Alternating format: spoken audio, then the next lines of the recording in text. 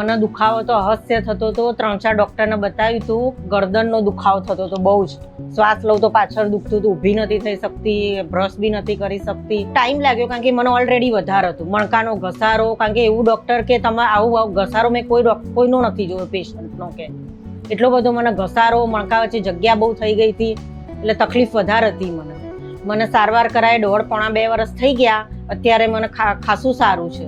અત્યારે હું બધું કામ કરી શકું છું. ખાલી કચરા પોતા નહીં કરતી તો બધા બાકી બધું નોર્મલ રસોઈ કામ બધું કરી શકું, બધું કામ કરું છું. હા, એટલે એ સ્ટેજે મને એટલું બધું દુખાતું કે હું કશું જ નથી કરી શકતી. ચાલુ તોય દુખાય, બેસી બી નથી શકતી. જમવા બેસું ને તો એટલો ટાઈમ બી હું બેસી નથી શકતી. અને એના કરતાં તો અત્યારે મને બધી રીતે સારું થઈ ગયું છે. હું કામ બી કરું છું, બધું ફરું છું, કરું છું બધું. એ પછી તો હું કેટલું કામ કર્યું. અત્યારે મને ઘણું સારું છે.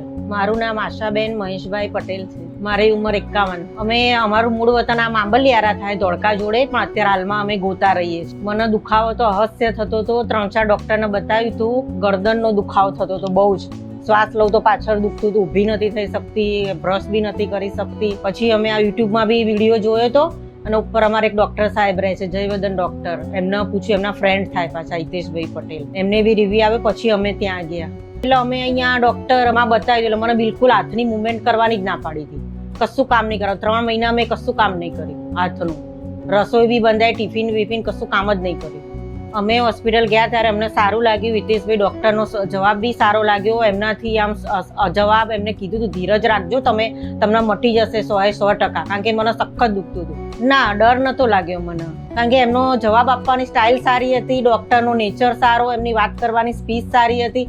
એમને કીધું ધીરજ રાખજો, તમને મટી જશે, સરસ થઈ જશે. કે ટાઈમ લાગ્યો કારણ કે મને ઓલરેડી વધારે હતું. મણકાનો ઘસારો, કારણ કે એવું ડૉક્ટર કે તમે આવું ઘસારો મેં કોઈનો નથી જોયો પેશન્ટનો, કે એટલો બધો મને ઘસારો, મણકા વચ્ચે જગ્યા બહુ થઈ ગઈ હતી, એટલે તકલીફ વધારે હતી મને સારવાર કરાય 1.5-2 વર્ષ થઈ ગયા. અત્યારે મને ખાસું સારું છે.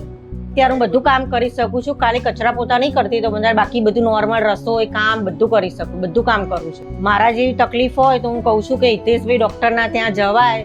ડૉક્ટરનો નેચર સારો છે અને સારું થઈ જાય છે. મેં એક પેશન્ટને મોકલ્યા બી ખરા. એમને કમરની તકલીફ હતી, એમને બી સારું છે. ત્યાં અમારી જોડે રહેતા હતા નેબર અમારા, એમને ખાસી જગ્યાએ બતાવ્યું, ઓપરેશન કરવાનું કીધું હતું, પણ એમને તો ખાલી દવાથી જ સારું ફેર પડી ગયો. ઇન્જેક્શનની જરૂર ના પડી એમના ત્યાં. અમે જ્યારે હોસ્પિટલમાં થયા ત્યાં બધો સ્ટાફ બી સારો હતો. બધા મને એક નાઇટ હું રોકાઈ હતી બી ખરી. બધા હેલ્પ બી સારી કરતા હતા, બધી રીતે સ્ટાફ સારો હતો. પછી બી અમને ફોલોઅપ લેતા હતા કે તમને કેવું છે કે કેવું નહીં. હોસ્પિટલમાંથી જે મેડમ હોય ને, નર્સ, એ ફોન કરતા હતા અમને કે તમને સારું છે કે નહીં એમ. ના, મને તો ડૉક્ટરનો સ્વભાવ, નેચર, વાત કરવાની સ્ટાઇલ જ બહુ ગમે. એમનાથી અડધું દુઃખ દૂર થઈ જાય આપણું. એમની વાત કરવાની સ્ટાઇલ જ એવી છે. કારણ કે હું રહી જ નથી શકતી. મને બહુ જ દુખતું હતું. મને એમ જ હતું કે હવે હું ઊભી જ નહીં થઈ શકું. પણ એમની વાત કરવાની ને એનાથી મને સારું થઈ ગયું. હા, એટલે એ સ્ટેજે મને એટલું બધું દુખાતું કે હું કશું જ નથી કરી શકતી. ચાલુ તોય દુખાય, બેસી બી નથી શકતી. જમવા બેસું ને તો એટલો ટાઈમ બી હું બેસી નથી શકતી. અને એના કરતાં તો અત્યારે મને બધી રીતે સારું થઈ ગયું છે. હું કામ બી કરું છું, બધું ફરું છું, કરું છું બધું. એ પછી તો હું કેટલું કામ કર્યું. અત્યારે મને ઘણું સારું છે. હું હિતેશભાઈ ડૉક્ટર પટેલ સાહેબનો ખૂબ ખૂબ ધન્યવાદ માનું છું. અને બીજાને બી કહું છું કે જો ડૉક્ટરનો સ્વભાવ સારો છે, એમનાથી દવાથી સારું થઈ જાય છે, એટલે એમનો ખૂબ ખૂબ આભાર માનું છું. અને મને તો સારું થઈ જ ગયું છે.